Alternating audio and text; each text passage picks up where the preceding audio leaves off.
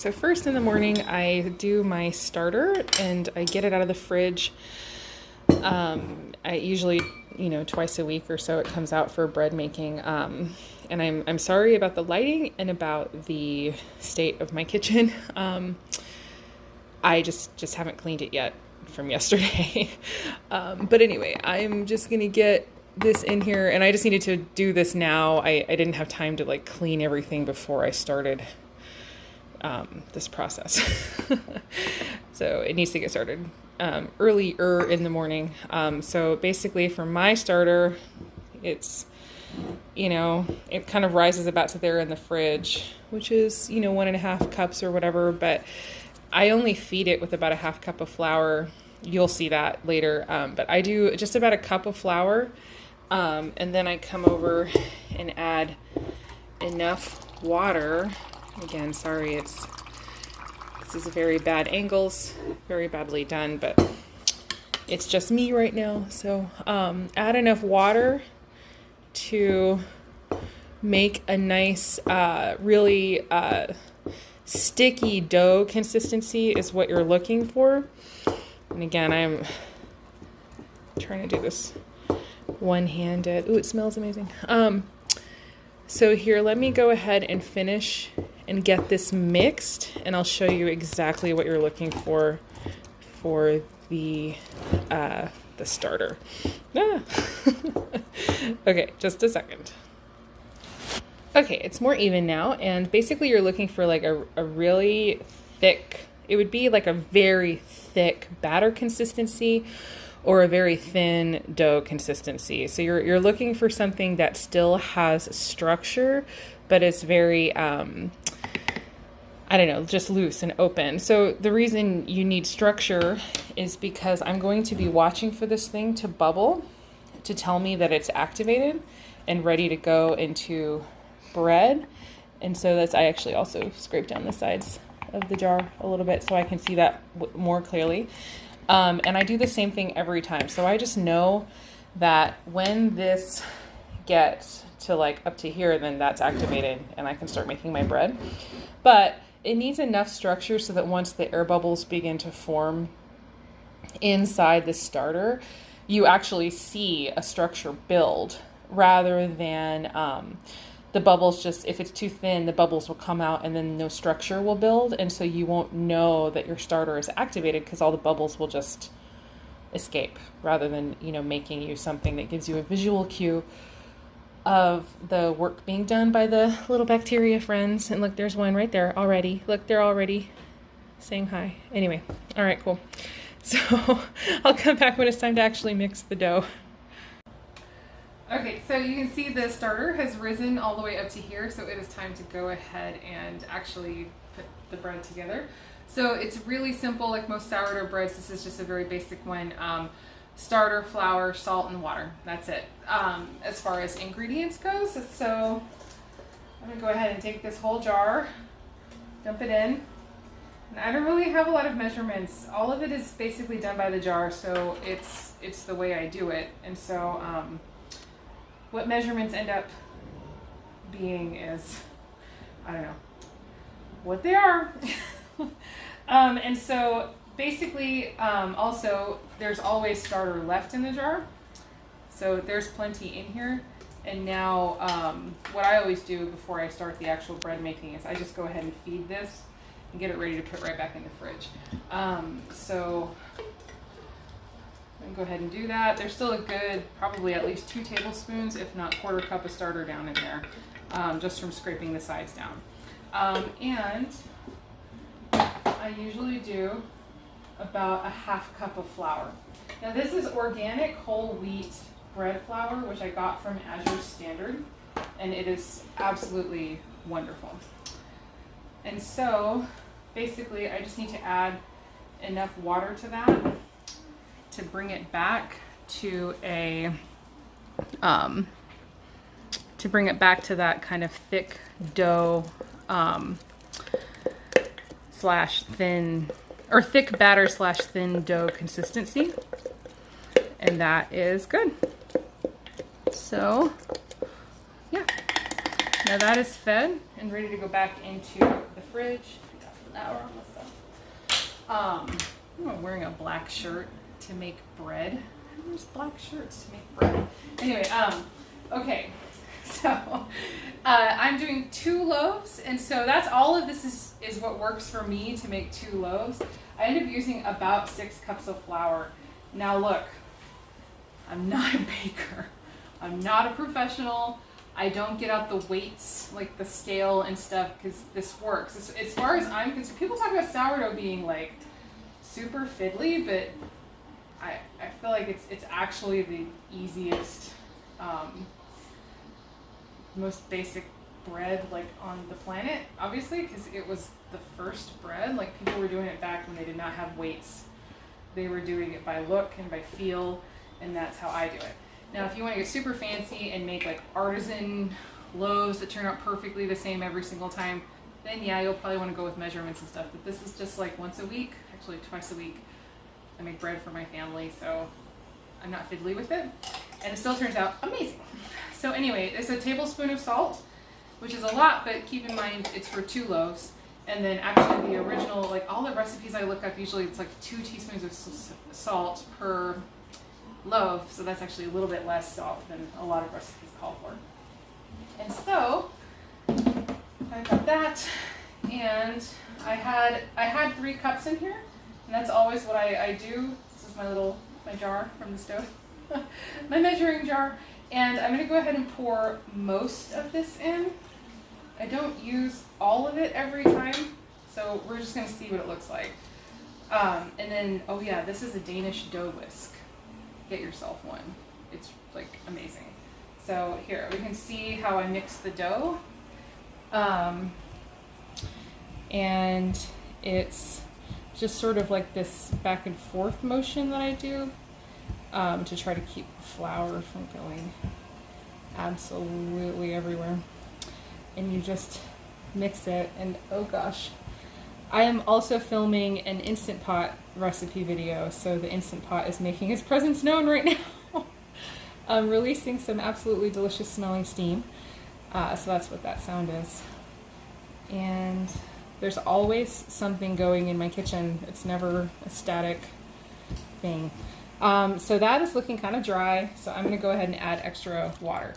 So in my limited experience thus far, my limited experience of doing this for, what, 3 or 4 years?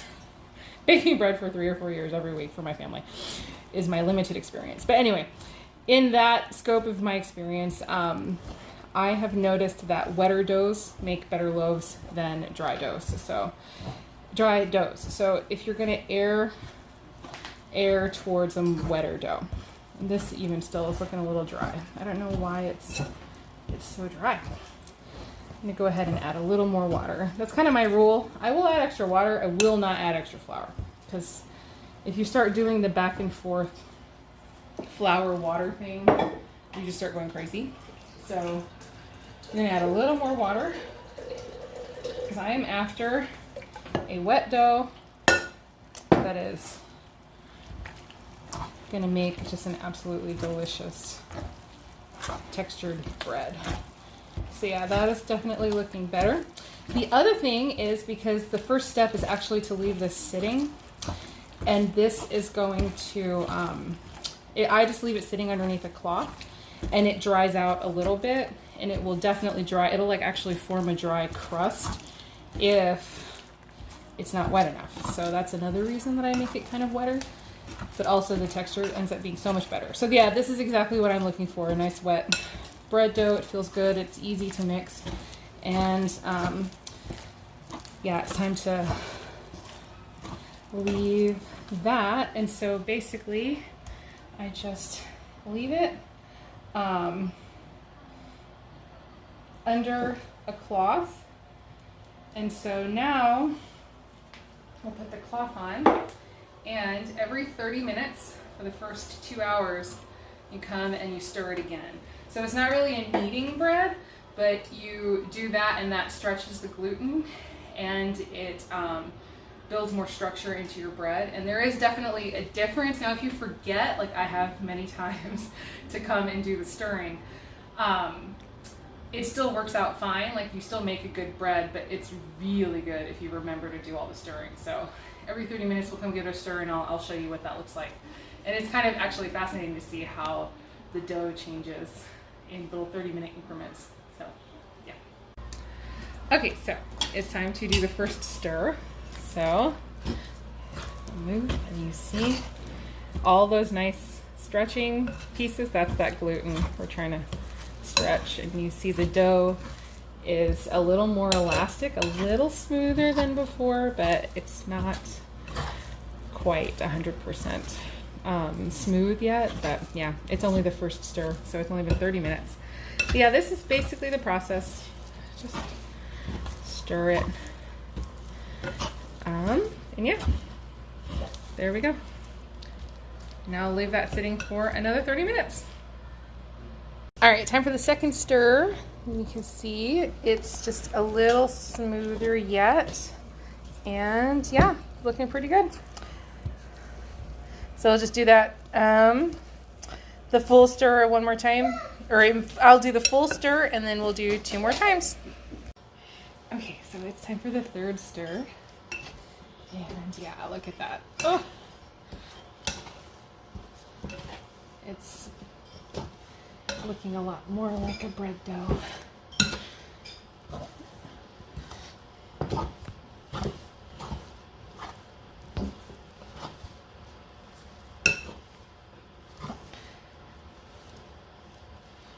Ooh, it's starting to smell kind of sour already too. So yeah.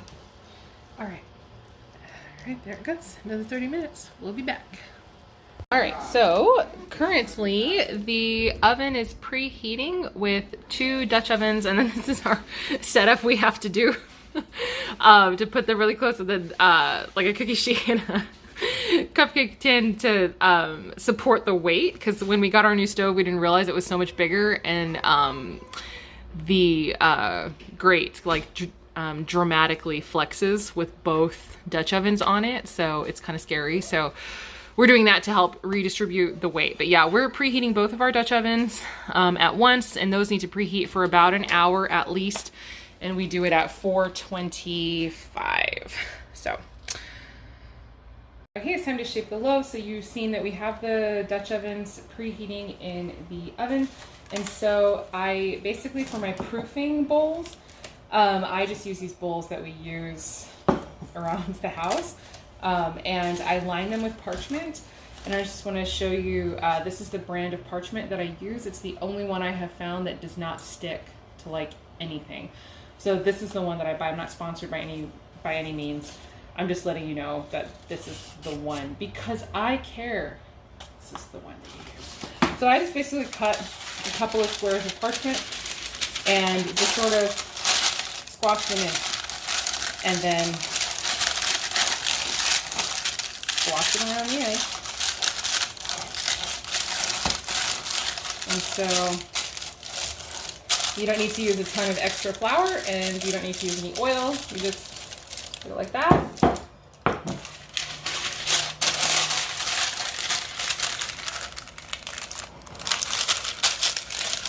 So it really is just like molding it and then washing it down. It does not have to be fancy. I used to try really hard to do like pleats and stuff, and then, you know, 3 years went by and I don't do that anymore. So, all right. I'm really trying to say where I put these. Okay, so here's the dough, and basically it's been sitting for several hours, and I forgot to do the 4th stretch, so you didn't see that because I forgot. And so I sort of leave it until it gets nice and big. I don't really have a timetable on it because it's honestly different every time, but this looks great. And so it's actually probably a little past where I normally let it go. And so yeah, it's time to start shaping it. So like I said, this is still just the organic whole wheat bread flour. And I just get it generously on the board. And I'm going to go ahead and turn this out, and it is going to be super wet and sticky, but it's not unmanageable. Oh man, it smells so good. So I don't do any like super extra long ferments. I had heard and seen on somebody's YouTube videos at some point, because I used to do that and my bread would always turn out totally flat. And I was watching a video, so I'm going to just split this in half. And that, I just eyeball that. It goes in there. So, sorry, let me talk about the rise really fast. I watched a video and the guy was saying that one of the reasons you end up with really flat sourdough bread is if you let the bacteria exhaust themselves of their fuel. And so when you ferment for too long, that can happen. So it's actually best, if you want like a nice fluffy bread, it is best to bake while it's still on the rise. And so even like I just said, like it smells fermented. Like there's no way that this is not still like, well, obviously it's rising, so the sourdough is working, but it's not like a long all day ferment like some people do in their breads, which I'm sure makes an amazing bread, but I don't know. I don't have time for that. So let's get back into the shaping of the loaf. So basically I get my half of my loaf and I just sort of fold it in half. And then I fold it in half one more time. This is just what I do. This is not like some specific, shaping method, but I roll it and then roll it again. I'm just trying to get it now into like a little ball. And then this is the part where it starts to get sticky, but that's actually kind of desirable because now I'm going to use the stickiness of the dough to my advantage, and it will stick to the cutting board as I do this kind of, I don't know, there's just this little motion, like you're just sort of twirling the ball around and making yourself a nice ball of dough and stretching that, that dough to form a structure so that it will actually hold its structure. And now it's getting maybe a little too sticky. I'll just do that really fast, but it should be fine by now. And so just take that and plop it right into one of the bowls. And now it's time to do the next one. Just do a little bit of bowl, a little bit more flour. And so let me take this, got it, fold it in half, fold it in half again, start rolling it up, and then roll it the other way. And I'm just getting back to that round shape. And now I do my little thing. So you can see actually how fast it is. This really doesn't take very much active time at all. There's a lot of time of waiting. So I started this probably at 9 o'clock in the morning, and it's about, well, gosh, I can't see what time it is on my clock right now because the oven temperature is on. New stove, I'm not used to it yet. Displays the oven temperature digitally instead of showing what time it is. I think it's like 6:30 or 7. And so now that is in there. And so I'm gonna move the cutting board aside. And now that, oh yeah, this is under the cutting board to try to keep it from sliding around while I'm working. And now this just gets covered. And it's gonna sit while the oven is, or while the Dutch ovens are preheating. This will sit. So probably at least an hour, so I better find out what time it is. And we'll sort of look, and so you'll see like there's nothing sticking up right now, but at the end of that period of time, actually there should be like a little dome in the cloth, which lets me know that this has begun to rise, and it's time to cut it and get it in the oven. So there's that. Okay, so there is a noticeable poof underneath. It's definitely time for them to go in. I'm still somewhat recently off of a back injury, so Adam is going to be doing this part for me. But. Oh yeah, they're nice and big now. It's very simple. Just pick up the parchment and transfer the loaves into the waiting pans. And we have just like a razor that we use to cut. And then you can make it as fancy or not fancy as you want.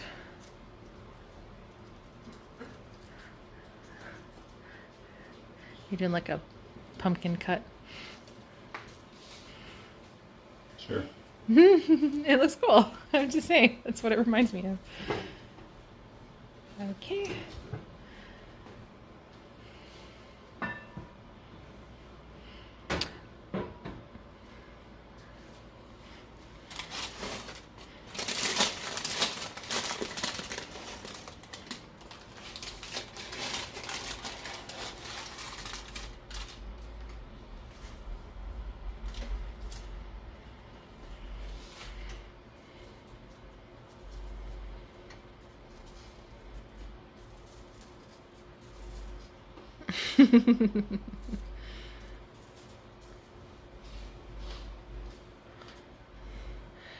So yeah, the cuts are just to allow steam to escape and give the dough room to rise so that you won't have blowouts off the side and stuff like that. There's definitely really super fancy things you can do with the cutting, but you don't have to. You can, but I cannot. I can't. All right, and so now here they go back in and they're gonna bake for 55 minutes? 55 minutes, I guess, usually. And yeah. There's that. All right, timer went off. It's time to pull the bread.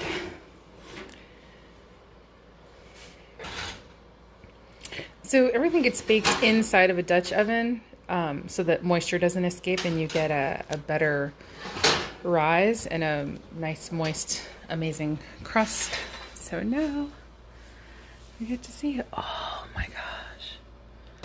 It looks beautiful. Oh, honey, it looks amazing. Look, you can see the gorgeousness of the structure that we got here. All right. Sorry. Oh, it's not very brown on the bottom. You go longer?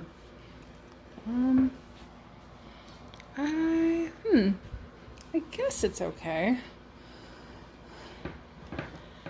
Yeah, that's funny because like I was saying, I only just now smelled the bread in the living room. I wonder why on earth that would have happened. Okay. Oh my gosh, honey. It looks amazing.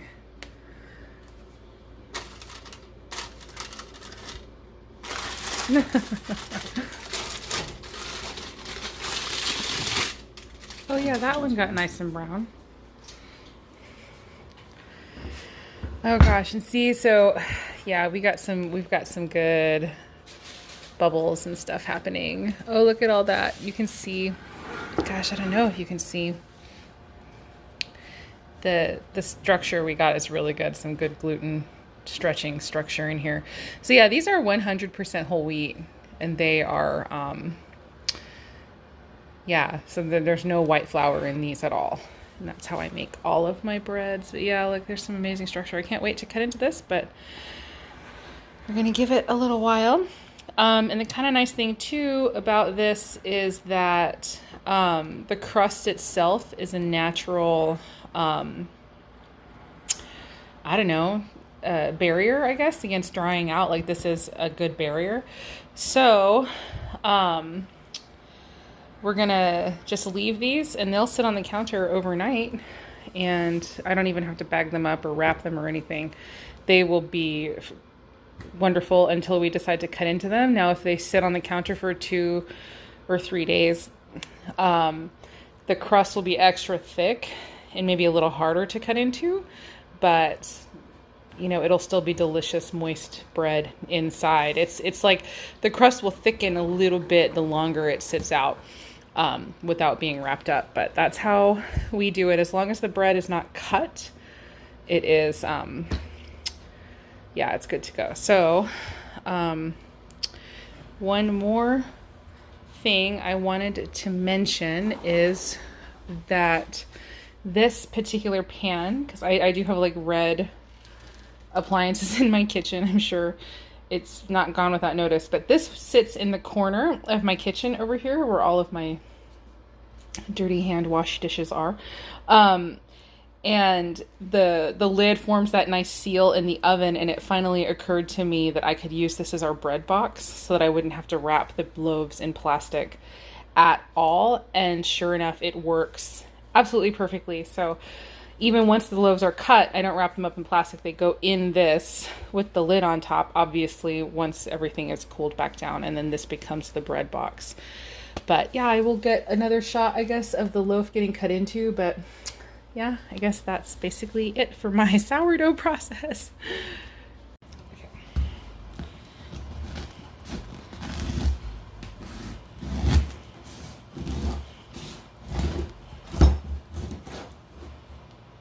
Oh, nice. Yeah, there's some good open spots in it. It's the next day, actually the next evening. I can't believe this lasted a whole day without getting cut. Yeah, it looks great inside. Nice pockets. Oh, look at that. So good. Yep. Fantastique. Oh, and here come the people showing up for the bread. All right, awesome. So yeah, it turned out really well this time. We got some nice little pockets. So anyway, awesome.